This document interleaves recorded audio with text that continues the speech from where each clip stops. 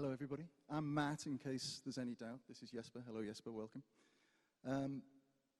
We're going to take some questions towards the end, I hope. So if you hear anything that you want further explained or you want to make a point, please feel free to do that. But I just wanted to introduce this session by sharing an anecdote, because the first time I ever met Jesper was at a hotel conference in Amsterdam, and we were both taking a pee next to each other. And I introduced myself, and Jesper nodded back, and then we both started slagging Facebook off. And you were vicious. You were very clear that you had a major problem with Facebook. So I was a little surprised when you turned up as the news partnerships boss at Facebook. What happened? Well, it's true. I've been critical about Facebook for quite a while in my old role, being responsible to run a digital business in an average legacy media brand. And I was frustrated a lot because the way that Facebook worked with us as media partners was the way it was, not necessarily transparent, not necessarily reliable. So it was really tough to understand what Facebook was up to and what we should do about it from a partner's perspective. So essentially, I decided to take the opportunity to try to go in and change something. Because if you look at the way that Facebook operates, for a good reason, because Facebook is a different type and breed of company than any traditional media company would be, or even new media company would be, there's a huge gap between the two, and probably always will be. But it is essential that we start building bridges between the two of us. And that was the reason why I wanted to go in and be an advocate for media within Facebook. And just to dig into that a little bit more specifically, what was it specifically that used to aggravate you about the way Facebook dealt with publishers? And how are you going to change that in the future?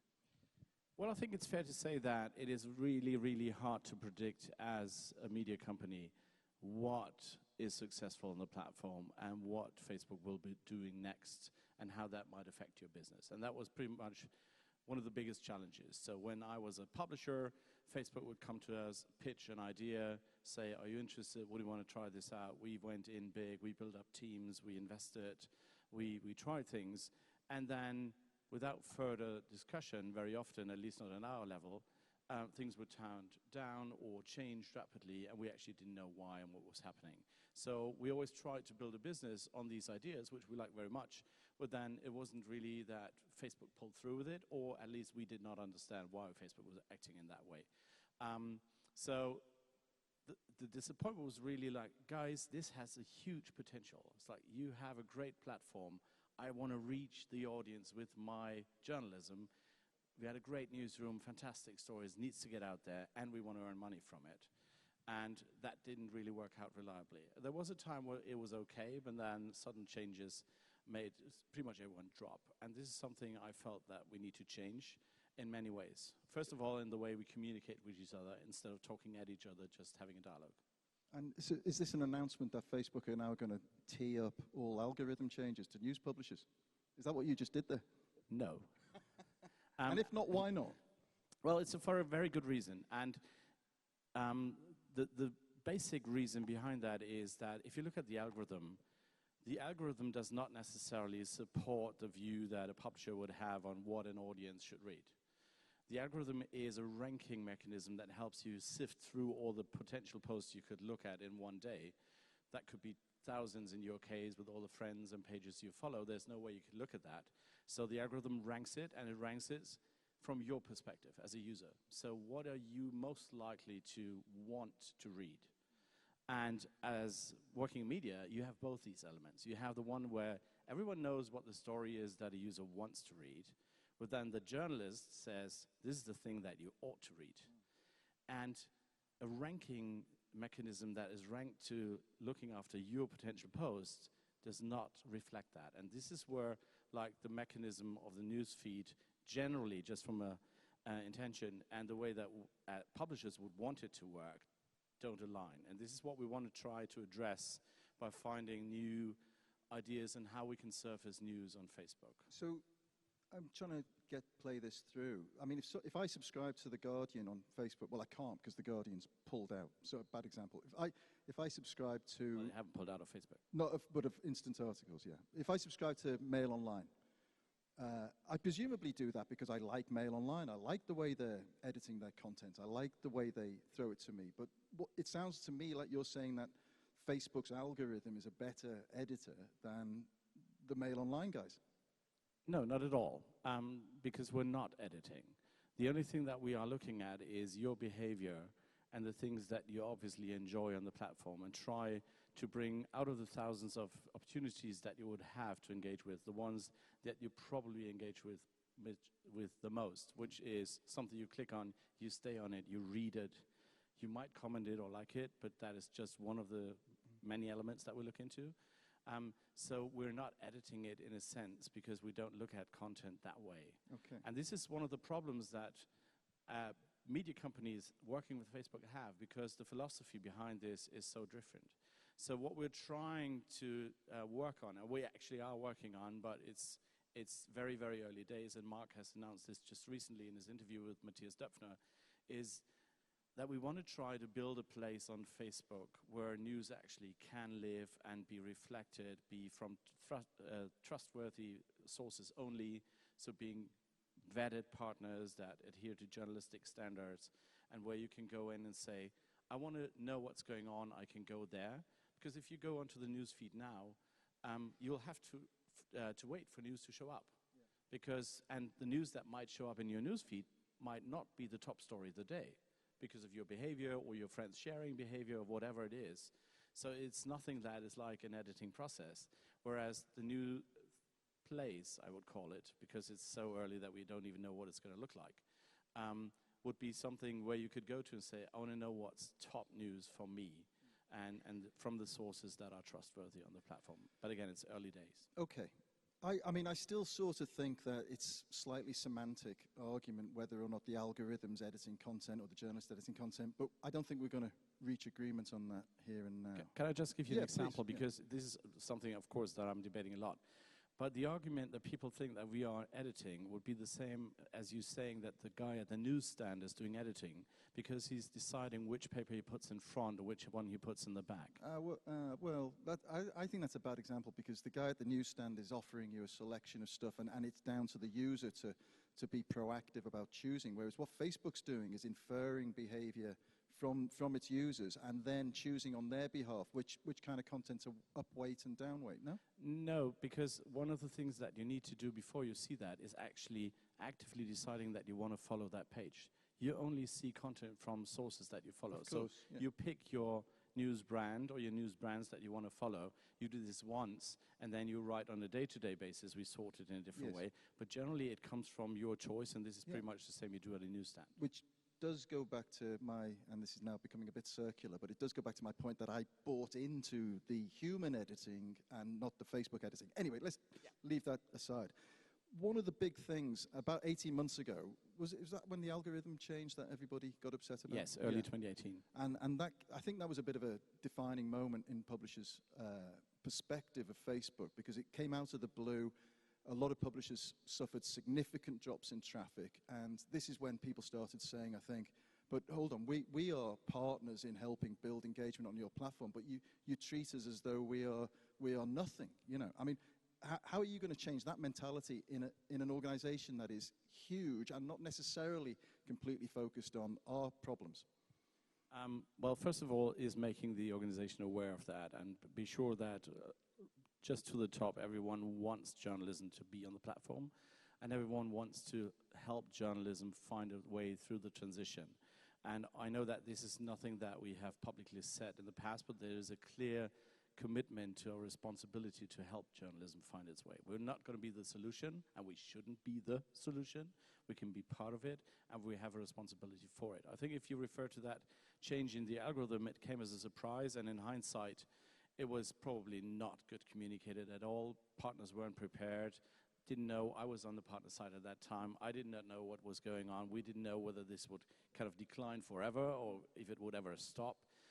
Looking at it from a Facebook perspective, it actually was successful, because the way that people behaved on the platform was moving in a wrong direction and was becoming more and more random and not meaningful, and that was something that we thought about very dearly and was very important to Facebook at that time. If you look at the numbers now and the way that the content on the platform that is living there has changed, it actually is also successful for publishers. You might not see these big spikes in traffic, but if you look back and look how they were created, it was very much the clickbaity stuff like, these are the 10 things that you should do in the town.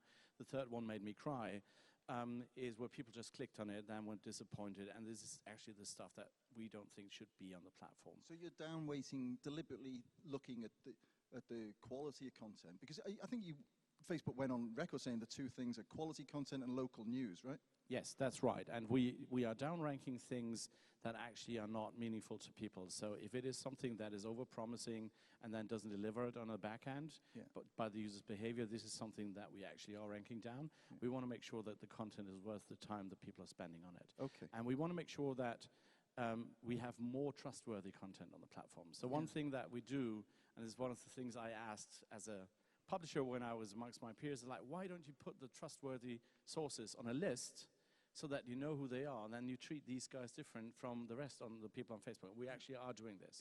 So Facebook is drawing up a list of trustworthy sources worldwide? Yes, we are doing this. It's being rolled out in all the languages, so it's not available in all languages now. It is available in English, Spanish, German, and it's constantly rolling out. We have the ambitious goal to be globally available in every language that we support by the end of the year. Might take a little bit longer, but what this generally does is it looks at you, your page, and if you are adhering to journalistic standards, if you can be verified so that you actually exist and not are a troll farm somewhere in the world posing as a news outlet or a propaganda agency or whatever you are. But if you are into journalism, professional journalism, then you'll be allowed onto that list. And we're looking at treating the people and the organizations on this list differently when it comes to traffic, monetization, and access to features. And this is not just for like the New York Timeses or Spiegels or Europeans of this world, but also for individual journalists and bloggers and startup, because it's not about size. We're not judging anything that relates to whether you're leaning to one part of the other. It is making sure that you are into professional journalism and that you are a trusted source that adheres to these standards. Is Russia Today on your list? I'm actually not in a position to say, but that would definitely... Should Russia Today be on your list? That is a good question. So, and it's a good flag because it is something that shows the complexities of these decisions. And we are not making these decisions on our own because we feel it would be dangerous just having Facebook sitting down. So we have academics looking into this, journalists, there are a couple of lawyers around, of course, and people from the media industry. And let's not talk about Russia Today, but state media in general. We think that generally it is something that is very, very powerful when you have control over a state, being the government, and at the same time control the media. Mm-hmm. And we feel that this is different, and we are definitely in favor of the free press.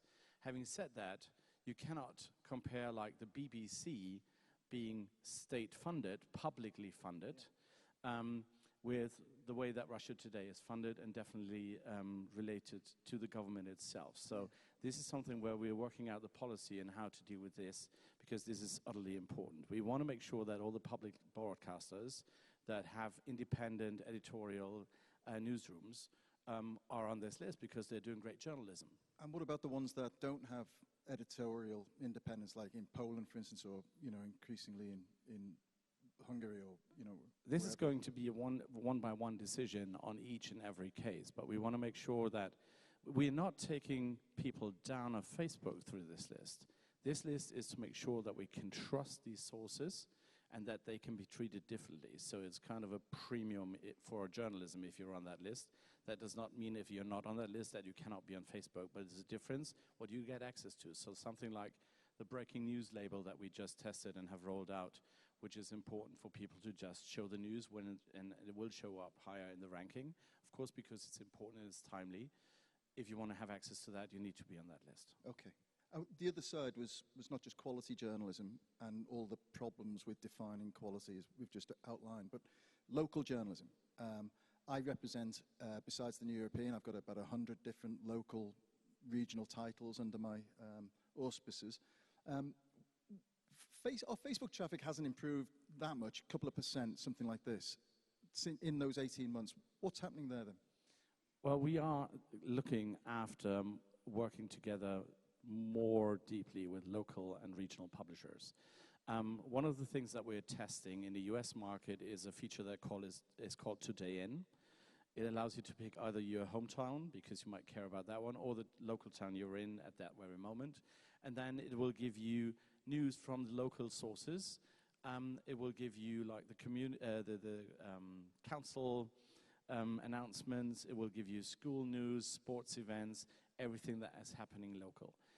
What we've seen in the US with the studies on the news deserts is that there are areas where it's really, really difficult to find substantial news around communities. So one of the things that we're doing over here is, as a pilot, we started a project last year where we are supporting community news in the UK with $6 million to allow newspapers, news publishers to hire people to cover the communities that they were not able to cover anymore.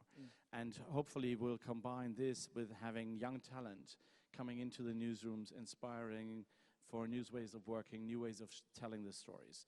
So that is one pilot we're running in the UK. Another thing that we're doing in Germany at the moment is we have set up an accelerator program. It's a 3-month program. It's not about Facebook. It's about reader revenue and how to generate reader revenue for regional and local publishers. And what we do is we bring in experts, so the ones that everyone is talking about, everyone wants to be the New York Times and have their successes on subscription.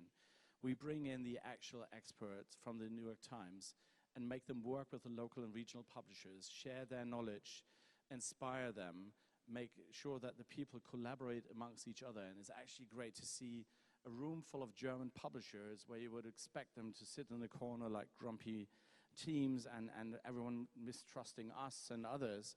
And it's quite the opposite. It's energy in the room, it's young teams, they're very collaborative, and they work through a 3-month period on projects in their media companies to pilot their ideas, and they are being coached from the experts throughout that 3-month program. So that's a 2 million investment just for that single program in Germany. That is one. Another one is that we are currently working on setting up an independent conference coming to Europe this year together with Rasmus from the Reuters Institute and others to convene the industry, to bring in new ideas, fresh ideas, and work together and make the industry work together in solving problems and coming up with ideas. Is this your version of Google Newsgeist? Well, I think Google Newsgeist is a great idea and a conference I love going to and I always have. And just copying that wouldn't be wise. What it is our way of engaging with the industry and trying to bring what we can offer as facilitator, but also with the things that we can offer product-wise and knowledge-wise. Okay.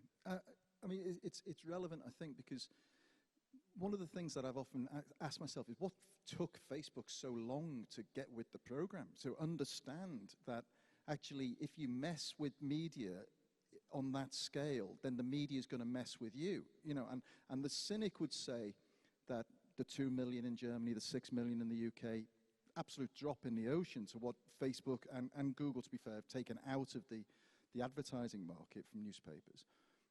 Is it just a little show of willingness that might get you off the hook at a European Commission Council at some point? I don't. If that were that easy, I don't think so. No, I think what is important to point out is that we definitely believe that having access to journalism, independent, strong journalism, is important. The mission is to connect people in the world and make sure that they have a voice. And if you want to have a voice, I think you should, and we think you should be educated and have access to this. So there are publishers that I sit down with that feel like if people can pay for their bread, they should be able to pay for their news. I think that's wrong. I think it is important that people who cannot afford to buy and pay for news should have access to news. And then it might be on us, if we're the platform they're using, to find the arrangement with the publishers for the compensation, because you need to be able to pay your journalist. So, sorry, let me pause you there. That sounds like you're saying that at some point in the future it'd be possible that Facebook would directly compensate news organizations for content. What we are looking at the moment is in how we can do this best. And I personally think that the best way of doing this is allow publishers to have a business on Facebook. because everything else always ends up being a kind of subsidy, or if you go down the way of licensing, you start choosing, because like how on earth would you just have a license with everyone on this planet doing journalism? So by that you would start discriminating, and I don't think that is wise, and I think it's utterly complex to come up with a solution. So I think what is on us and working with the industry is making sure that publishers, media companies can have a better business on the platform. There was a time when publishers actually had a business working with Facebook. So I think we need to get back to that place without doing the same things we did then. But I think we need to have a fair compensation and value exchange. Very interesting. And how quickly do you think this fair compensation might come about for an industry that is struggling? Well, we are currently working on a couple of ideas and how that might work. And again, the thing that we're thinking about, the dedicated place for news, might be an element in that.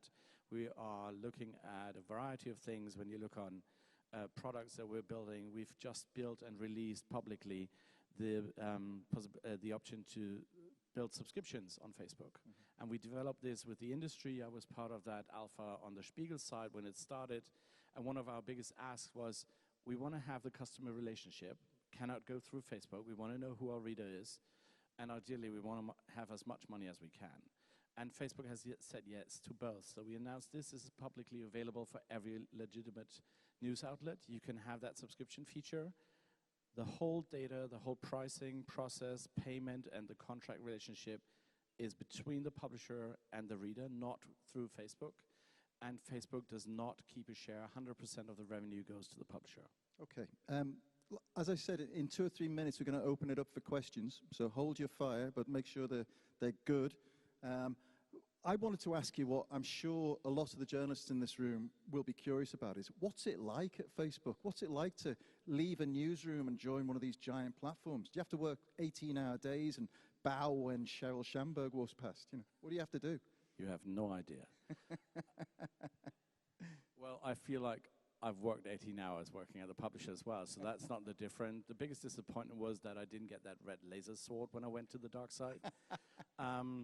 What, you stuck with your blue lightsaber? Yeah, well, it's kind of. This is kind of the ambassador role within Facebook. No, I think the biggest change is just the speed that the company operates at. Much slower, right? Yeah, kind of. And the way that people are willing to take risks and do stuff and learn and move, instead of having endless debates going round in circles, being afraid of what a change could actually have as an impact. And if I compare that to my old role, just getting things built, like a feature for subscription, is just at an enormous speed. Having said that, that is one of the challenges we as a team are facing, like having that fast-moving thing on the one end, and then the traditional publishing industry where it is at a lower pace, and sometimes for a very good reason. Yeah. But it's not always easy to kind of sync these two. And what's the money like? I'm joking. Don't worry.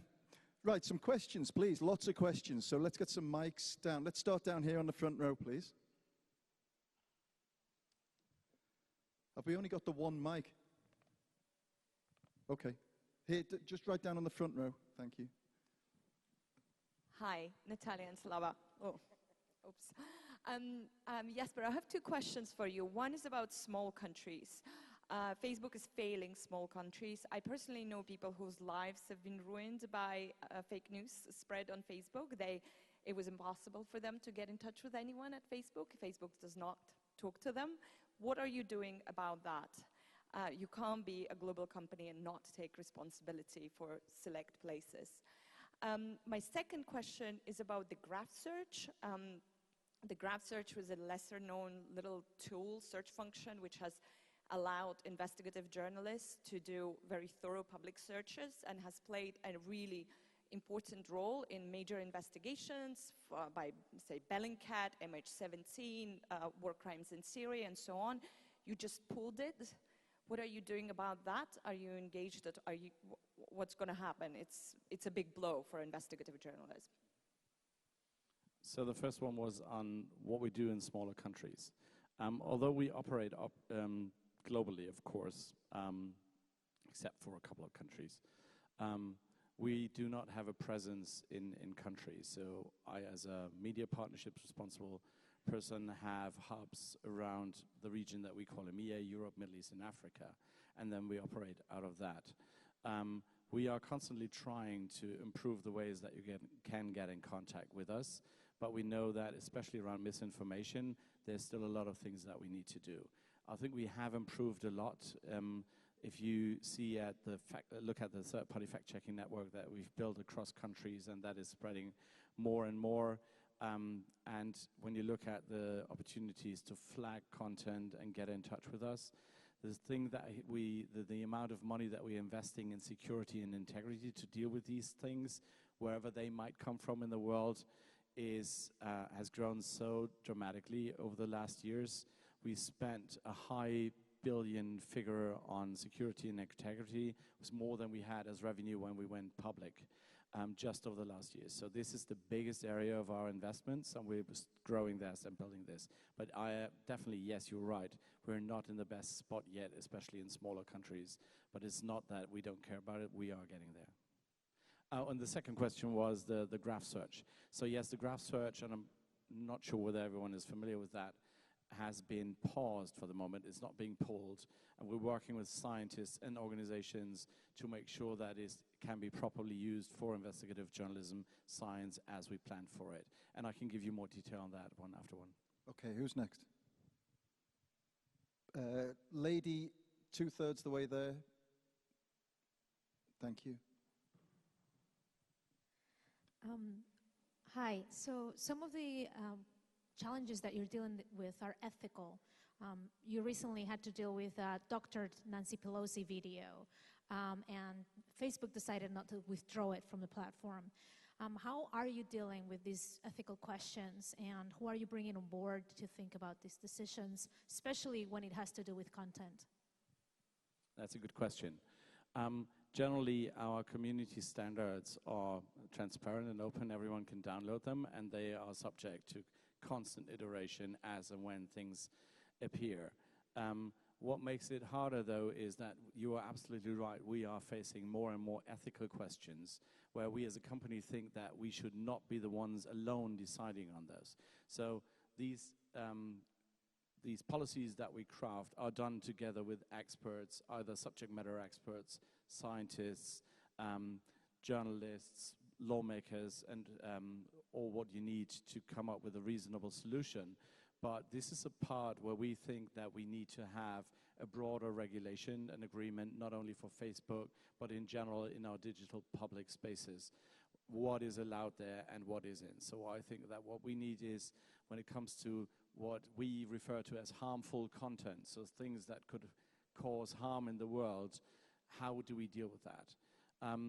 It is so easy to say why you should take this down or that down if you're based in Western Europe, you're brought up here, and you have your view on the world. But even though if you go to Denmark and discuss what is allowed on the platform around something that is very natural in Denmark, like nudity, and you just travel a couple of thousand kilometers to the south on this planet, you would have the exact same content being something that you could go to jail for. So there are elements there where we try to strike the balance from a Facebook perspective between free speech, which actually is so often referred to as something that comes out of the First Amendment. It is also part of the EU Charter, so no one in the EU says that just because you're saying something that is wrong does not mean that you can't say it.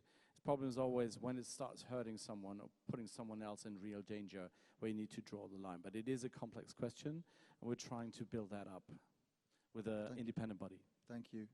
I'm afraid this is going to be the last one, but it's going to be this lady here at the front. I'm sorry to everybody else. I'm sure Jesper will answer your questions. So I'm sorry. Thank you. Hi, Actually, I'll tell you what. You ask your question, and then directly you ask your question, and then Jasper can answer them both, yeah? Sorry, thanks.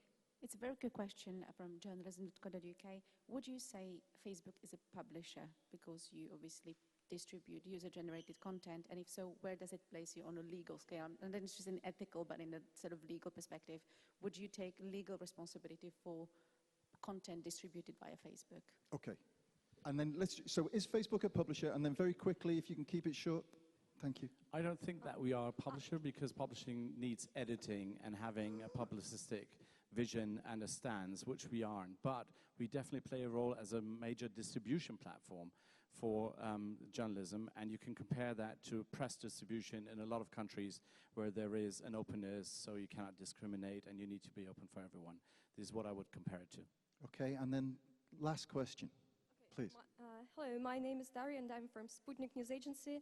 And my question is, how do you define which media are good and trustworthy and which media are bad? And one more question related is, do you already have a list of those media that will be banned from your system?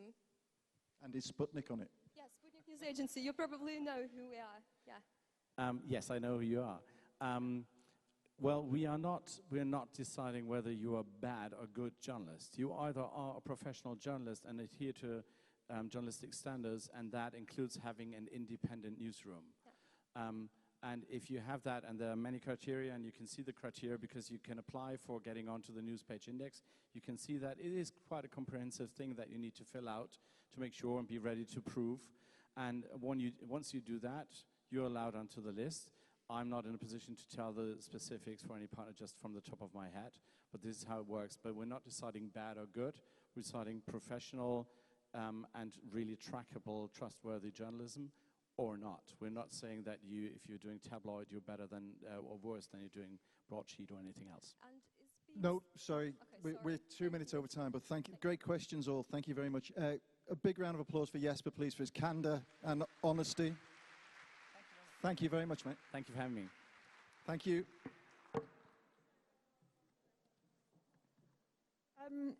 We are now going to head up for coffee. If you haven't yet been to the Lighthouse on the 8th floor, it's an incredible place. But make sure you're back here at 4:45, where we'll be hearing from Amy Webb. And don't forget that Matt Kelly will be back tomorrow afternoon talking about his project and his new newspaper, The New European, that's actually been going for 2 years. Thank you so much.